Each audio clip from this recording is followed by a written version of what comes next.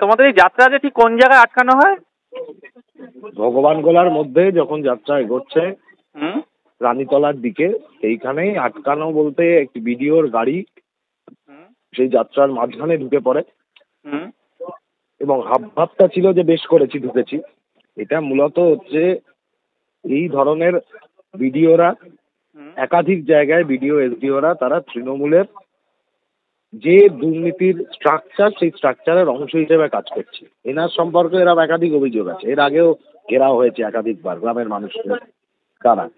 আচ্ছা, এখন যখন দেখতে পাচ্ছে যে বাংলা বাঁচাও যাত্রার মাধ্যমে হাজার হাজার মানুষ তারা নিজেদের অধিকারের কথাগুলো বলতে বাড়ি থেকে বেরিয়ে এসে আলপথের ধারে দাঁড়িয়ে রয়েছে বাংলা বাঁচাও যাত্রাকে স্বাগত জানানোর জন্য, তাতে এদের গায়ে জ্বালা ধরছে এবং এইভাবে আটকানোর চেষ্টা করছে। কিন্তু এইভাবে আটকানো যায়নি, যাবেও না, এবং সেটা আজকে প্রমাণিত হয়েছে।